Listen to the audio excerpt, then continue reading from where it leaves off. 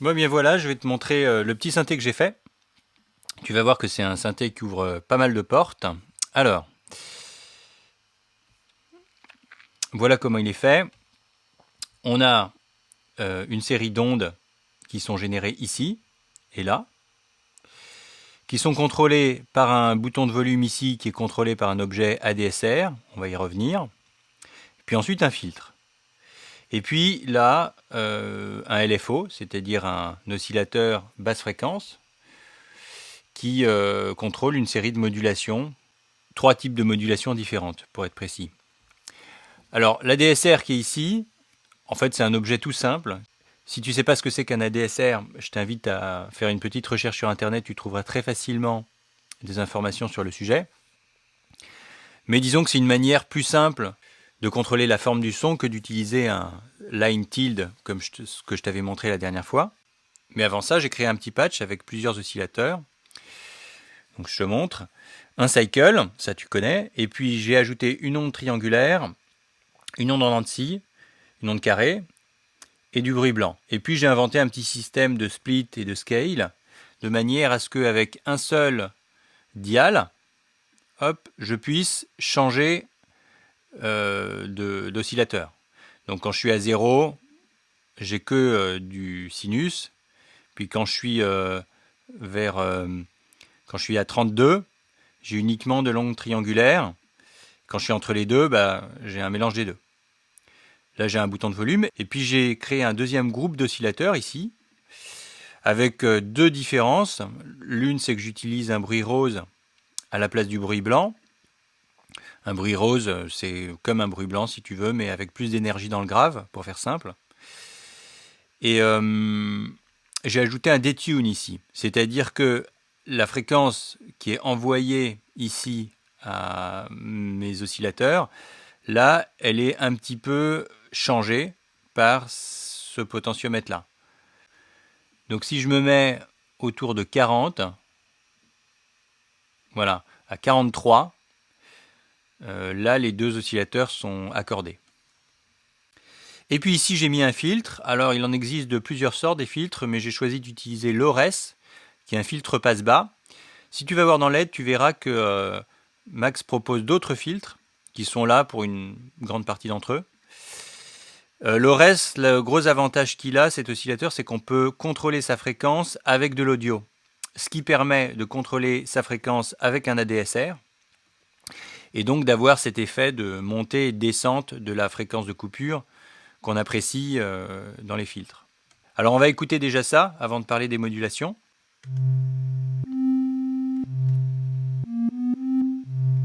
Alors on va écouter un oscillateur pour commencer.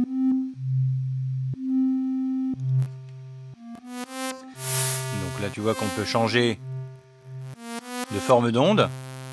Deuxième oscillateur.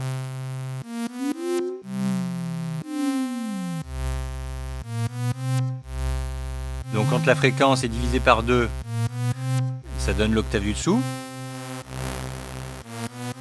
Quand la fréquence est multipliée par 2, ça donne l'octave du dessus.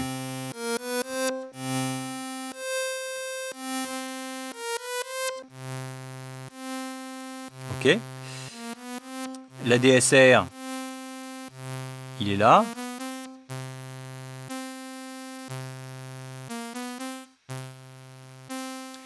Donc si tu connais l'ADSR, tu sais qu'on a un ADSR complètement neutre avec ce réglage là. Voilà, les notes sont toutes droites. Et puis on va mettre le filtre. Donc là pareil, l'ADSR est neutre, donc la fréquence de coupure, elle résonne, mais elle est fixe. Et puis là on va...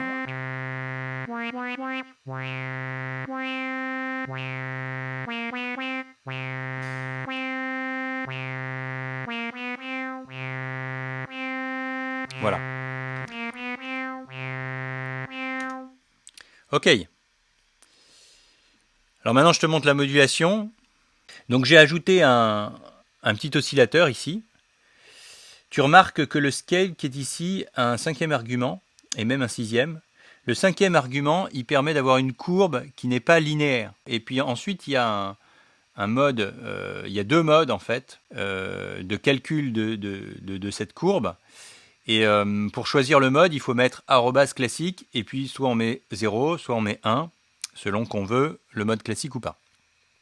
Donc moi j'ai mis 0, parce que j'aime bien la nouvelle méthode. Et tu peux aller regarder sur l'aide, tu verras que toutes les courbes peuvent être expliquées comme ça, voilà. Ok. Si on passe en mode classique, ça donne des courbes qui sont calculées différemment. Bim. Et alors ce cycle, eh bien, comme tu le sais, il peut contrôler à peu près n'importe quoi. C'est simplement des valeurs qui vont de -1 à 1. Donc j'ai décidé par exemple que ça pouvait contrôler la fréquence de coupure du filtre. Et donc pour ça, je l'envoie dans un multiplié tilde, de manière à ce que cette valeur qui va de -1 à 1 puisse être multipliée par une valeur qui va de 0 à 3000. Donc dans le cas de 3000, on va entendre un filtre qui bouge énormément. Voilà, tu entends bien le filtre qui bouge. Et je peux changer la fréquence évidemment de ce filtre en changeant la fréquence qui est envoyée vers Cycle.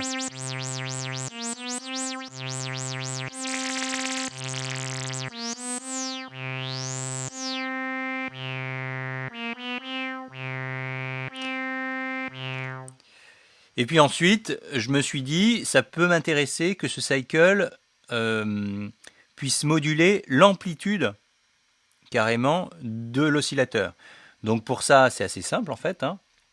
On met un multiplié tilde ici, et puis en fait, ce cycle va contrôler le bouton de volume qui est là. C'est-à-dire que l'amplitude, le niveau de volume, si tu veux, des oscillateurs va se mettre à varier de manière sinusoïdale. Et donc pour ça, j'ai rajouté un +1. Pourquoi? Parce que le cycle, il va de -1 à 1. Mais moi, ça ne m'intéresse pas qu'il aille de -1 à 1. Mon niveau de volume, je veux qu'il aille de 0 à 1, pas de -1 à 1. Donc pour qu'il aille de 0 à 1, j'ai ajouté 1. Donc du coup, il va de 0 à 2. Puis ensuite, je divise par 2, de façon à ce qu'il aille de 0 à 1. Et ensuite, j'ai rajouté un petit scale pour pouvoir changer l'amplitude du mouvement. Voilà, et ça, je multiplie le niveau de volume qui vient des oscillateurs par cette valeur-là. Alors tu vois ici ce petit objet là, ce petit objet qui est là, c'est un number. C'est un number tilde. En fait, c'est comme une boîte nombre, mais elle permet, entre autres, de voir les valeurs audio. Il faut évidemment à chaque étape que tu saches quel est le type de valeur que tu envoies, si tu ne veux pas faire d'erreur de calcul. Alors on écoute tout de suite ce que ça donne.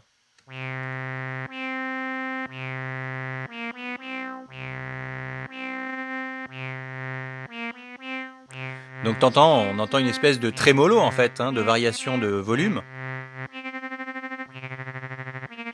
Et si j'augmente beaucoup la fréquence, ça génère des harmoniques. Voilà, c'est ce qu'on appelle généralement un effet de ring modulation. Et puis dernier effet, j'ai ajouté un effet de modulation de fréquence. Alors là, on ne va pas moduler le volume, on va moduler la fréquence. Et donc pour moduler la fréquence, il faut intervenir avant que la fréquence elle soit envoyée ici aux oscillateurs.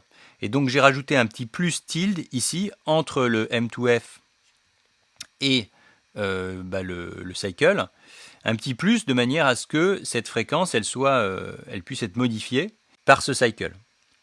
Et donc ici, toujours pareil, on rajoute un petit scale avec un petit fois pour pouvoir décider de l'amplitude de la modulation. Tu remarques que les valeurs sont quand même énormes. Là, ce cycle, il va envoyer des valeurs qui vont aller de -1000 à 1000 au final. Donc on va ajouter à la fréquence une valeur qui va osciller et qui pourra aller potentiellement jusqu'à 1000. On écoute ce que ça donne. Alors je commence par couper ça.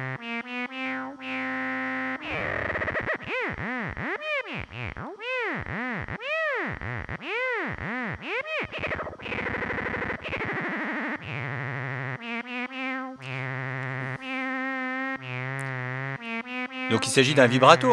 On entend bien que la fréquence elle varie. Et si j'augmente la fréquence,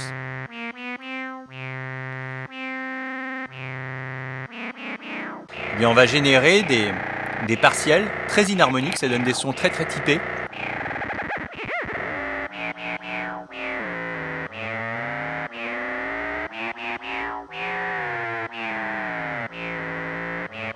Et puis évidemment on peut faire un mélange de tout ça.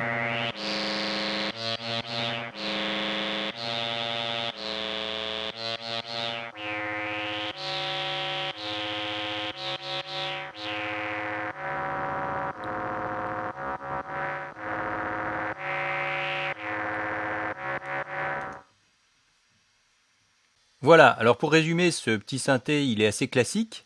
Il ressemble beaucoup aux synthés de type Mini Moog, etc. Et au fond, il emploie des techniques assez variées. D'une part, une synthèse de type synthèse de forme d'onde, où on choisit la forme d'onde. Il ajoute aussi plusieurs oscillateurs, il pourrait en ajouter 3, 4, 5, 6, 7, etc. On se retrouverait dans une situation de type synthèse additive. On est aussi dans une situation de synthèse soustractive, c'est-à-dire qu'on a un signal très riche qui est généré ici, qui ensuite est filtré là avec un filtre.